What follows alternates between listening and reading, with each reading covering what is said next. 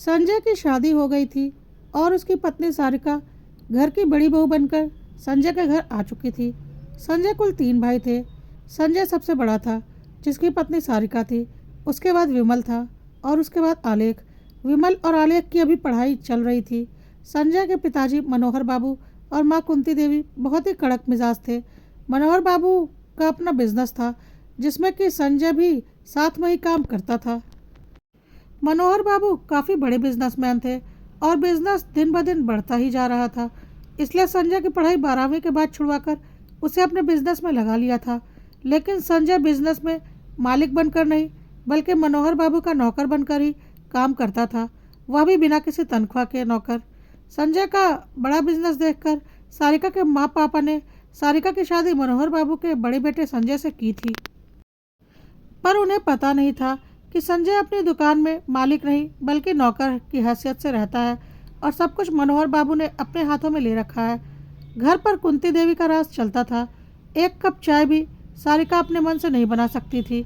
सारिका और संजय की अब शादी हो चुकी थी, लेकिन फिर भी मनोहर बाबू और कुंती जैसे पहले पूरे घर पर अपना दबदबा रखते थे, वैसे ही अभी भी रखते थे। घर के एक एक फैसले कुंती देवी करती थी। क्या खाना बनेगा, कितना खाना बनेगा, क्या काम करना है, कैसे करना है, कहाँ करना है, कब करना है, कब सोना है, कब जागना है, किससे बातें करनी है, किससे नहीं बात करनी है, कहाँ आना है, कहाँ जाना है, सब कुछ कुंती देवी ही निर्णय करती थी। सारिका को उनकी हर बात हर हाल में माननी होती थी और इसी तरह से दुकान में संजय को पिताजी मनोहर बाबू की गुलामी करनी पड़ती थी। मनोहर बाबू दिन भर संजय से गधा मजदूरी करवाते थे और उसे उल्टी सीधी बातें भी बोला करते थे। और पैसे के नाम पर संजय के पास कुछ भी नहीं होता था, क्योंकि मनोहर बाबू का कहना था, खा पहन तो रहे हो, अच्छे घर में तो रह रहे हो, हमारे बाद दुकान तुम लोगों की ही है, तो पैसे लेकर क्या करोगे। उन्हें यह बात भी नहीं समझ में आ रही थी कि अब संजय की शादी हो चुकी है और उसके कुछ व्यक्तिगत खर्च भी होते होंगे, क्योंकि मनोहर बाबू और कुंती देवी अपनी अड़ियलगिरी को सही समझते थे। सारिका को एक सैनिटरी पैड तक के लिए अपनी सासू माँ से पैसे मांगने पड़ते थे। उसे बहुत बुरा लगता था और वह पैसे भी सासू माँ कभी देती थी और कभी यह बोलकर कि हमने अपने ज़माने में यह सब कहाँ इस्तेमाल किया है, कपड़े सबसे बेहतर होते हैं, उसे पैसे नहीं भी देती थी। खून के आंसू रोती थी सारिका और संजय से बोलती थी, क्या देखकर मेरे पिताजी ने इस घर में मेरी शादी कर दी। उन्हें लगता था कि उनकी बेटी राज करेगी, लेकिन यहाँ तो मैं खून के आंसू रो रही हूँ, भिखारी की सी जिंदगी हो गई है। संजय बोलता था, मैं क्या करूँ, मुझे लगता था मम्मी पापा मेरी शादी के बाद सुधर जाएंगे, लेकिन हालात अभी भी जस के तस हैं। इसी बीच 1 साल और बीत गया और सारिका अब एक बच्चे की माँ भी बन चुकी थी, लेकिन फिर भी घर के हालात वैसे ही थे। बच्चे के डायपर तक के लिए सारिका को रोना पड़ता था और 10 बातें सुनने के बाद बच्चे का एक डायपर आता था। बच्चे की डिलीवरी के वक्त भी कुंती देवी ने बहुत ड्रामा किया था, क्योंकि सारिका के ऑपरेशन के बाद डॉक्टर ने कही थी और कुंती देवी ने कह दिया था, यह सब टिटिम में मैं बर्दाश्त नहीं करूँगी। नॉर्मल डिलीवरी करवानी है तो करवाओ, ऑपरेशन के लिए हमारे पास पैसे नहीं हैं। और सारिका दर्द से तड़प रही थी। डॉक्टर ने बोल दिया था, आप अपने मरीज़ को यहाँ से ले जाइए, क्योंकि इनका बच्चा ऑपरेशन से ही पैदा हो सकता है, नॉर्मल नहीं हो सकता। फिर सारिका के पिता ने ऑपरेशन के लिए पैसे दिए थे। बहुत शर्मिंदगी महसूस हुई थी उस वक्त संजय को, साथ ही साथ सारिका के माता पिता को भी लगा था कि सारिका की शादी में वह बुरी तरह से ठगे जा चुके हैं, पर अब क्या ही कर सकते थे। इसलिए बेटे की शादी करने से पहले अच्छे से जांच पड़ताल करनी ज़रूरी होती है। खैर, अब बच्चा धीरे धीरे बड़ा हो रहा था, लेकिन घर के हालात जस के तस थे।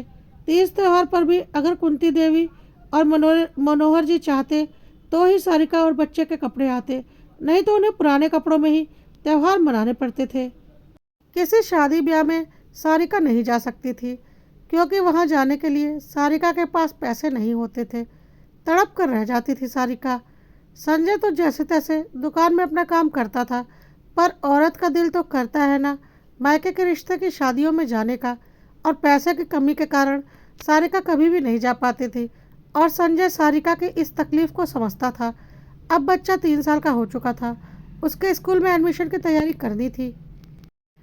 सारिका चाहती थी कि बच्चे का एडमिशन किसी बड़े स्कूल में करवाया जाए, लेकिन मनोहर बाबू का कहना था, मेरे तीनों बच्चे सरकारी स्कूल में पढ़े हैं, तो क्या खराबी है। मैं फालतू के पैसे बच्चे की फ़ीस के लिए नहीं देने वाला। बच्चा सरकारी स्कूल में ही पढ़ेगा। सारिका ने बहुत कोशिश की, लेकिन मनोहर बाबू और कुंती देवी नहीं माने और मजबूरन सारिका और संजय को अपने बेटे को सरकारी स्कूल में डालना पड़ा। सारिका संजय से बोलती थी कि वह कहीं और प्राइवेट नौकरी कर ले। जब दिन भर गधा मजदूरी करनी ही है और उसके बदले कुछ भी नहीं मिलता, तो इससे तो अच्छा है कि अपना कुछ काम शुरू कर ले या तो कहीं नौकरी कर ले। कम से कम कुछ पैसे तो मिल ही जाएंगे। हम माँ बाबूजी के ऊपर आश्रित तो नहीं रहेंगे। लेकिन संजय जब भी कहीं और काम करने की सोचता, तो मनोहर बाबू और कुंती देवी का साफ कहना होता, कहीं और काम करना है तो तुम मेरे घर में नहीं रह सकते। जाकर अपने रहने का इंतज़ाम कर लो। और फिर मजबूरी में संजय को हार माननी पड़ती, क्योंकि संजय ज़्यादा पढ़ लिख नहीं पाया था। मनोहर बाबू ने उसे पढ़ने ही नहीं दिया था, इसलिए वह कहीं आसानी से कोई नौकरी नहीं पा सकता था। इस तरह से मजबूर हो गए थे संजय और सारिका। यह सब कुछ विपुल और आलेख देखते थे। उन्हें बहुत अच्छे से समझ में आता था कि माँ पिताजी कितना गलत कर रहे हैं संजय भैया और भाभी के साथ, और उन्हें पता था कि उनकी ज़िंदगी भी कल इसी तरह से ख़राब हो जाएगी। लेकिन संजय का यह हाल देखकर उन दोनों ने समझदारी से काम लिया और अपनी पढ़ाई जारी रखी। 12वीं के बाद मनोहर बाबू ने उनकी पढ़ाई भी छुड़वाने की कोशिश की, लेकिन उन लोगों ने साफ मना कर दिया। मनोहर बाबू ने फीस देने से मना कर दिया, तो विपुल और आलेख ने कोई प्राइवेट नौकरी पकड़ ली और खुद ही अपनी फ़ीस का इंतज़ाम करने लगे, लेकिन पढ़ाई नहीं छोड़ी। और उन लोगों ने बोला, पिताजी हम अपनी पढ़ाई पूरी करेंगे, पर अपने पैसों से। उन्होंने संजय जैसी बेवकूफ़ी नहीं की, पढ़ाई छोड़कर। और कुछ ही सालों के बाद दोनों को ढंग से कमाने खाने लायक एक एक नौकरी तो मिल ही गई, जिससे उनके अपने परिवार का गुजर बसर आसानी से हो सकता था। समय के साथ विपुल और आलेख की भी शादी हो गई और उनकी पत्नियां भी घर में आ गई। विपुल और आलेख को बहुत अच्छे से अपने घर के हालात पता थे और संजय भैया और सारिका भाभी की दुख का अंदाज़ा था। वह दोनों बोला भी करते थे, भैया भाभी आप लोगों के साथ बहुत गलत होता है, माँ पापा बहुत गलत करते हैं, आप लोगों को आवाज़ उठानी चाहिए। लेकिन साथ ही साथ उन्हें पता था कि संजय की क्या मजबूरी है, इसलिए इसमें कोई कुछ भी नहीं कर सकता था। विपुल और आलेख की पत्नियों के साथ भी वही सारा खेल कुंती देवी और मनोहर बाबू ने खेलना शुरू किया। लेकिन विपुल और आलेख ने काफ़ी दिनों से यह खेल देख रखा था संजय और सारिका के साथ माँ बाप को खेलते हुए, इसलिए उन लोगों ने तुरंत ही अपना घर अलग कर लिया। क्योंकि दोनों अच्छा कमाते खाते थे, दोनों ने अपनी पत्नियों को लेकर अलग किराए का घर ले लिया था, जिसकी वजह से उनका जीवन बहुत अच्छा चल रहा था और उन्हें उस प्रकार की परेशानियों का सामना नहीं करना पड़ रहा था जिस प्रकार की परेशानियों का सामना संजय और सारिका कर रहे थे। सारिका बहुत दुखी हो जाती थी कभी कभी और संजय से बोलती थी, तुम्हारे दोनों भाई कितने होशियार निकले, काश तुमने भी यह होशियारी दिखाई होती। संजय बोलता था, यह मेरी बदनसीबी थी कि मैं बड़ा भाई था और मुझे यह सब कुछ समझ में नहीं आया। उन दोनों को मेरी परेशानी देखकर समझ में आ गया कि उन्हें आगे क्या करना है। मैं खुश हूँ कि कम से कम मेरे दोनों भाई तो अपने परिवार के साथ चैन की ज़िंदगी जी रहे हैं। सारिका बोलती थी, हाँ वह तो है, लेकिन अब मैं और हमारा बच्चा, हम तो ज़िंदगी भर परेशानी झेलने के लिए ही है। विपुल और आलेख के भी अब बच्चे हो चुके थे और दोनों अच्छे प्राइवेट स्कूलों में पढ़ रहे थे। सारिका को बहुत दुख होता था, क्योंकि इतनी संपत्ति होने के बाद भी वह अपने बेटे को अपने मनचाहे स्कूल में नहीं पढ़ा पाई थी, बेटे के कोई शौक भी पूरे नहीं कर पाती थी। कभी विपुल और आलेख के बच्चे आते तो उनके महंगे कपड़े देखकर संजय को अपने ऊपर बहुत गुस्सा आता था। विपुल और आलेख को पता था संजय की परेशानी। कभी कभी वह संजय के बच्चे के लिए महंगे कपड़े लेकर आते थे, लेकिन कोई कब तक दूसरे के बच्चे के लिए कर सकता है, सबके अपने खर्च होते हैं। यह बात संजय और सारिका भी बहुत अच्छे से जानते थे। विपुल और आलेख संजय और सारिका की बहुत इज्जत करते थे, लेकिन वह लोग भी मजबूर थे, चाह कर भी उनकी कोई मदद नहीं कर सकते थे। संजय कई बार विपुल और आलेख से बोलता था कि कहीं कोई जुगाड़ हो तो मेरी भी कोई नौकरी लगवा दो, मैं अब इस घर में नौकरों की ज़िंदगी नहीं गुजार सकता, मेरा परिवार बर्बाद हो रहा है, मेरी पत्नी एक एक चीज़ के लिए तरसती है, मेरा बेटा एक खिलौने के लिए तरस जाता है, मुझे भी यहाँ से निकलना है। विपुल और आलेख बोलते थे, भैया, हमें पता है आप बहुत परेशानी में हैं। माँ पापा कभी नहीं सुधरने वाले, लेकिन हम भी मजबूर हैं। आपकी पढ़ाई पूरी नहीं हुई है और आपने जितनी पढ़ाई की है उसमें आपको कोई बहुत बड़ी अच्छी नौकरी नहीं मिलेगी। घर खर्च चलाना मुश्किल हो जाएगा। घर का किराया ही अच्छा खासा लग जाता है और हम लोग भी इतना नहीं कमाते कि आपकी कोई आर्थिक मदद कर सके। बस अपना खर्चा जैसे तैसे चला लेते हैं। संजय ने बोला, हाँ भाई, मुझे पता है। तुम लोगों से अगर बन पड़ता तो तुम लोग मेरी मदद ज़रूर करते। खैर, दिन इसी तरह से गुजर रहे थे। सारिका, संजय और उनका बच्चा बंधुआ मजदूरों की ज़िंदगी जी रहे थे। लेकिन अब सारिका से बर्दाश्त नहीं हो रहा था, क्योंकि अब बात उन तक नहीं, उनके बच्चे तक आ चुकी थी। बच्चा बड़ा हो रहा था और एक एक चीज़ के लिए तरस रहा था और मम्मी पापा के सामने अक्सर रोया करता था। सारिका ने संजय से बोला, अब मुझसे बर्दाश्त नहीं होता। मेरे पिताजी ने अच्छे खासे जेवर दिए हैं मेरी शादी में। कम से कम 10 लाख के तो होंगे। तुम उन जेवरों को बेचकर और थोड़े बहुत बैंक से लोन लेकर अपना बिजनेस शुरू करो। इतने दिनों से बिजनेस कर रहे हो, अच्छा अनुभव है तुमको। ज़रूर हमारा बिजनेस चल निकलेगा। संजय ने बोला, तुम सही बोल रही हो, मैं भी यही सोच रहा हूँ। और जब बिजनेस चल निकलेगा तो तुम्हारे सारे जेवर फिर से बनवा दूंगा। सारिका ने बोला, जेवरों को छोड़ो, तुम बस अपना बिजनेस शुरू करो। मैं अब यह गुलामी वाली ज़िंदगी नहीं जीना चाहती, ना ही अपने बच्चे को जीने देना चाहती हूँ। सारिका ने अपने सारे जेवर जो कि कुंती देवी ने रखे थे कुंती देवी से मांगे, लेकिन कुंती देवी और मनोहर बाबू को बहुत अच्छे से अंदाज़ा हो गया था कि सारिका और संजय क्या करना चाह रहे हैं।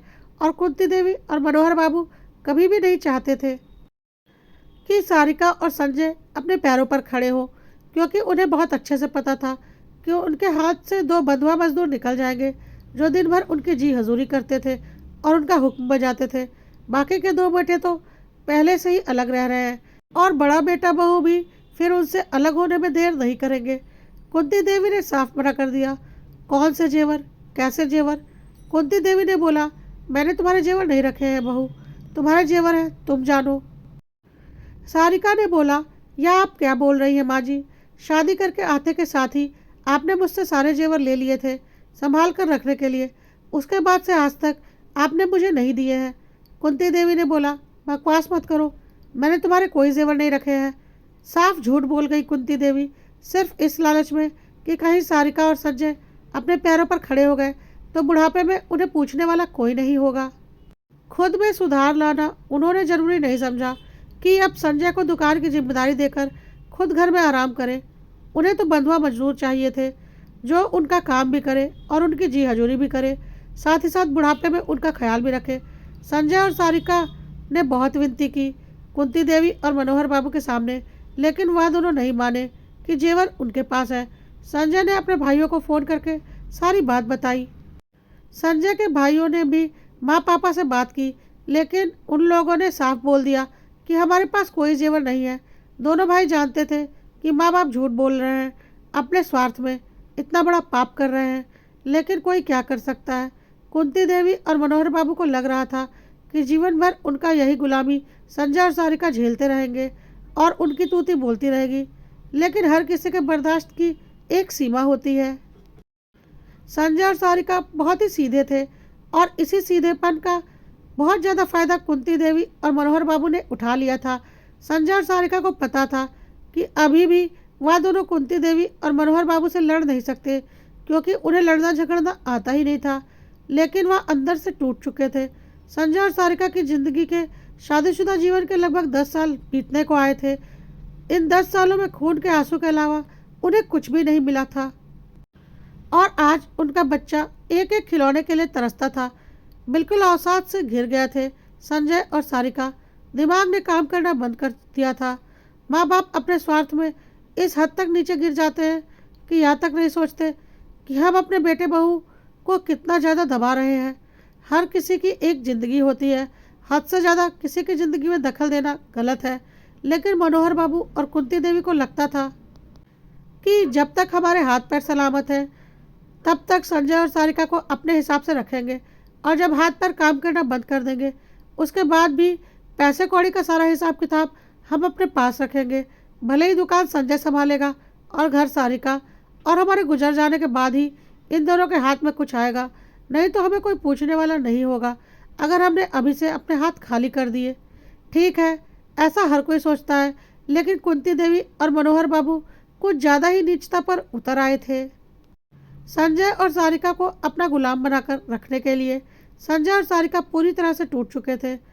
आज सुबह जब कुंती देवी उठी तो संजय का रूम अंदर से बंद था। रोज सुबह तो सारिका उठकर घर में झाड़ू लगा रही होती थी, पर आज सन्नाटा छाया हुआ था। कुंती देवी को कुछ शक हुआ। उन्होंने कमरे का दरवाज़ा जोर जोर से ठोका, पर अंदर से कोई आवाज़ नहीं आई। अब कुंती देवी को थोड़ी घबराहट हुई।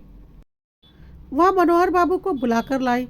मनोहर बाबू ने भी जोर जोर से संजय के कमरे का दरवाज़ा ठोका, पर अंदर से कोई हलचल नहीं हुई। अब तो मनोहर बाबू की भी हालत खराब हो गई। उन्होंने जल्दी से विपुल और आलेख को फ़ोन लगाकर सारी बात बताई। विपुल और आलेख दौड़कर घर आए। पुलिस आई, दरवाज़ा तोड़ा गया। अंदर कमरे में संजय, सारिका और उनके बच्चे की लाश पड़ी हुई थी। अपने माँ बाप के अत्याचारों से तंग आकर संजय ने अपने परिवार के साथ खुदकुशी कर ली थी। संजय ने अपने परिवार को कोई जहरीला पदार्थ पिला दिया था और खुद भी पी लिया था। साथ ही एक पत्र रखा हुआ था जिसमें संजय ने अपने घर की स्थिति लिखी हुई थी और बताया था किस तरह से कुंती देवी और मनोहर बाबू ने उनकी ज़िंदगी नरक बना रखी थी, सिर्फ अपना हुक्म चलाने के लिए।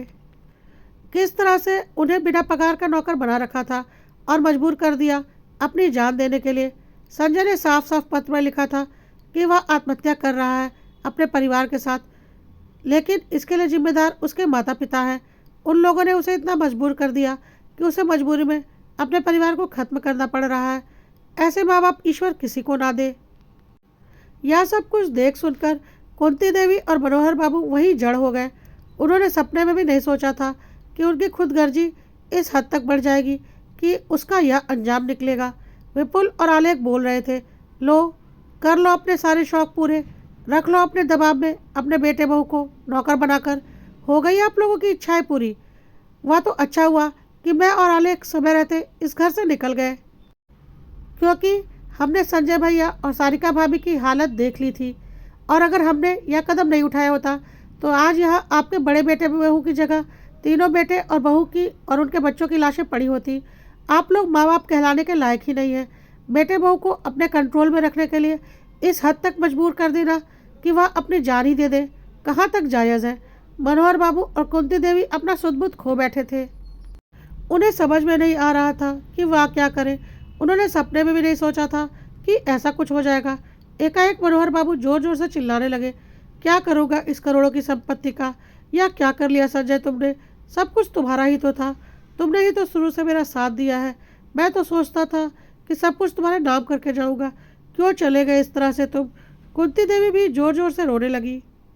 विपुल ने बोला, आप लोगों को अभी भी अपनी गलती समझ में नहीं आ रही है। मनोहर बाबू बार बार गश खाकर गिर जाते थे और कुंती देवी, वह तो एकटक संजय और उसके परिवार की ओर देख रही थी और सोच रही थी यह सब कुछ क्या हो गया। किसी को कुछ नहीं समझ में आ रहा था। पूरे मोहल्ले में हाहाकार मच गया था। लेकिन विपुल और आलेख का कहना था कि इन सब में गलती सिर्फ और सिर्फ कुंती देवी और मनोहर बाबू की थी, और शायद विपुल और आलेख का कहना सही था। कुंती देवी और मनोहर बाबू के अड़ियल रवैये की वजह से आज संजय का हंसता खेलता परिवार खत्म हो चुका था। बेटे बहू के परिवार पर दबाव बनाकर रखो, पर इतना नहीं कि उन्हें अपनी जान देनी पड़े, नहीं तो सिवाय पछताने के कुछ भी हाथ नहीं आएगा।